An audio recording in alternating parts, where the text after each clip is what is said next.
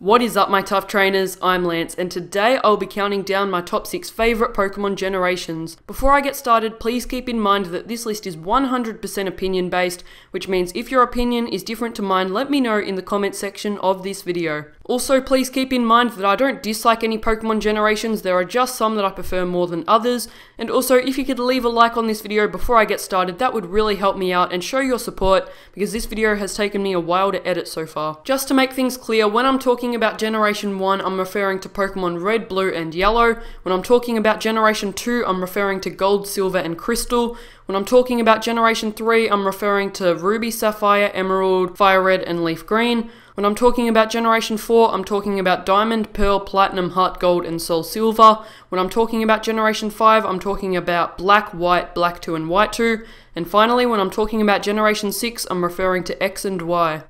Kicking off this list at number 6 is Generation 1. I didn't really want to put the first generation of Pokemon at the bottom of this list, but I couldn't think of any other generation I'd rather put here. I thought Generation 1 had lots of great Pokemon like Arcanine, Blastoise, Charizard, Venusaur, Gengar, Eevee, Raichu, and Snorlax. I also felt like the Generation 1 games had great soundtracks, and I also found that the Kanto region was pretty cool. I really liked in Pokemon Yellow how your Pikachu would follow you around, and I hope more Pokemon games in the future decide to do things like that. I liked quite a lot of the characters in the game, and I really liked having Blue as a rival, and I thought it was really cool how you got to battle him when he became the champion of the Kanto region. I also thought it was really cool how you got to battle Giovanni for your 8th gym badge, but one thing that I think really let the game down was having Team Rocket as the evil gang. Team Rocket's only goal was to make money, and by doing that they sometimes stole people's Pokemon and did stuff like that, but I think a lot more effort could have been put into the storyline, and it was nothing special. One other big problem I had with the Generation 1 games was that Psychic-type Pokemon only had one weakness, which was Bug. I'm pretty sure nearly everyone felt that Psychic-type Pokemon needed another weakness. Coming in at number 5 is Generation 2.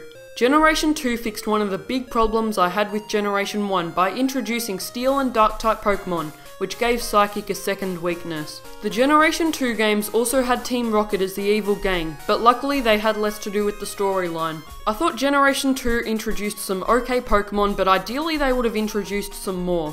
I don't love many of the Pokemon introduced in Generation 2, and a lot of them are just there for me, but some of the ones that stand out are Ampharos, Azumarill, Crobat, Feraligatr, Houndoom, Meganium, and Typhlosion. I thought the characters in the game were okay, I thought the Johto region was okay, and I also thought the soundtrack was okay in the Generation 2 games, but could have been slightly better. The Generation 2 games introduced a few really cool things, such as Natures and the Daycare, where you could breed your Pokemon. In Pokemon Crystal, you could also finally play as a girl character.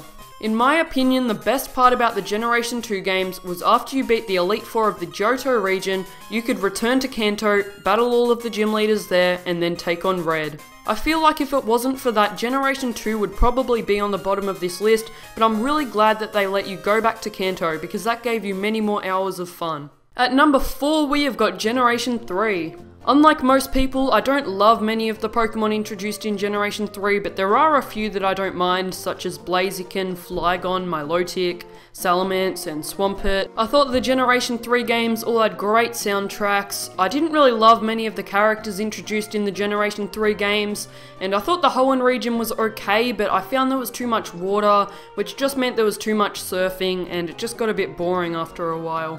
I think the storyline in Ruby, Sapphire, and Emerald is pretty good, and it was definitely a lot better than the storylines from previous Pokemon games, but I still think it could have been slightly better. Like Generation 2, Generation 3 introduced some pretty cool things such as abilities, double battles, and the running shoes. In my opinion, the best part about Generation 3 is that there were remakes of Pokemon Red and Green, the original 2 Pokemon games, and I think Fire Red and Leaf Green are really great games that fixed a lot of the problems that the original 2 Pokemon games had. At number 3, we have got the most recent generation of Pokemon, Generation 6. In my opinion, the Kalos region is the most beautiful region of them all. I think it has lots of great cities and it just looks really nice. I thought Pokemon X and Y had pretty good soundtracks and introduced some okay Pokemon. There were quite a few I didn't like, but the ones I did like, I liked a lot, such as Talonflame, Greninja, Aegislash, Tyrantrum, Go-Goat, and Diggersby. I really like the addition of Mega Evolutions, even though at first I didn't really love the idea,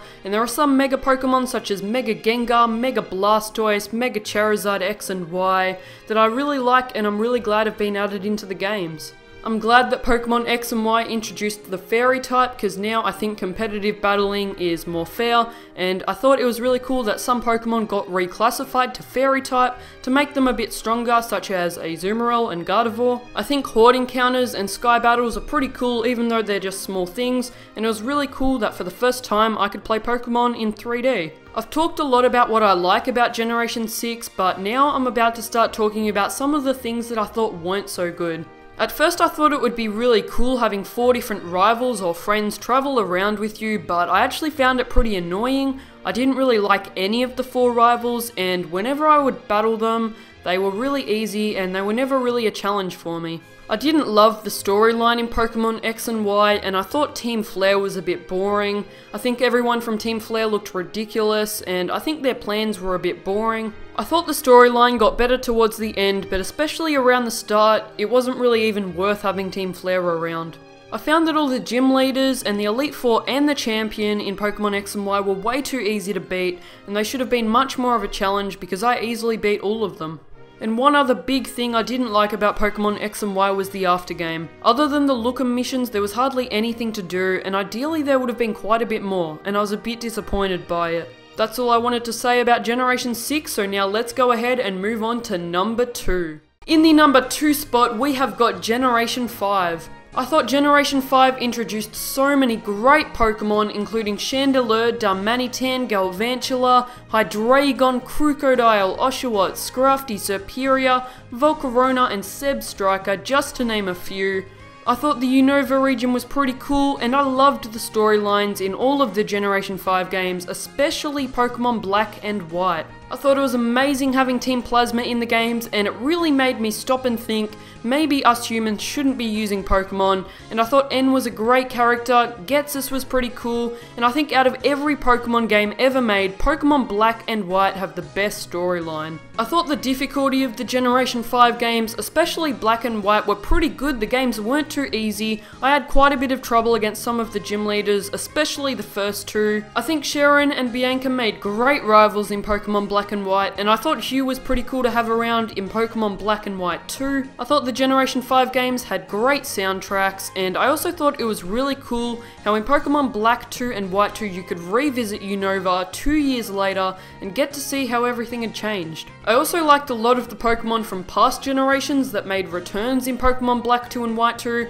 and I liked how quite a few great Pokemon you could get very early on in the game, such as Riolu, Mareep, Growlithe, and Magby or Alikid.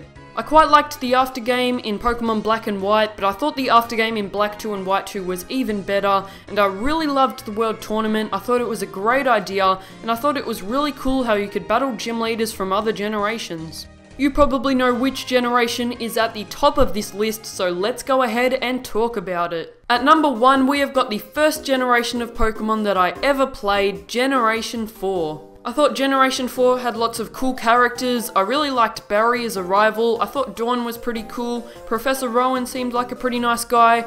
And Cynthia was an amazing champion. I think so far she is the toughest champion that any Pokemon game has had, and she was a pretty cool character. I thought the storyline in Pokemon Diamond, Pearl, and Platinum was really good. I thought Team Galactic was awesome, and the storyline just blew me away the first time I played the games when I was about 10 years old. There's nothing I didn't really like about the Sinnoh region. I thought the aftergame was pretty good in Diamond and Pearl, and especially Platinum, where you could go to Stark Mountain and battle Team Galactic and also catch Heatran. And in my opinion, the best part about Generation 4 was the Pokemon that were introduced. In my opinion, the generation that introduced the best group of Pokemon was Generation 4. There are just so many Pokemon from Generation 4 that I like, and some of those are Empoleon, Infernape, Torterra, Weavile, Lucario, Luxray, Magmortar, Honchkrow, Togekiss, and Drifblim, Electivire, Garchomp, And I also think Generation 4 introduced the best group of legendary Pokemon such as Giratina, Darkrai,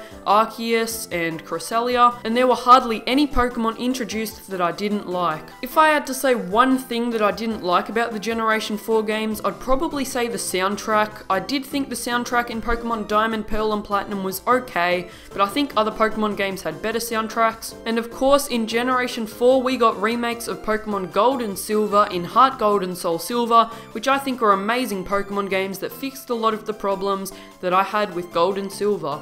I personally got the most fun out of Pokemon Platinum and Pokemon Heart Gold out of all the Pokemon games that I've played, and I thought it was really cool how in Pokemon Heart Gold and Soul Silver your Pokemon would follow you when you walked around. I quite strongly believe that even if Generation 4 wasn't the first generation of Pokemon I ever played, it would still be my favourite because of all the great things it brought.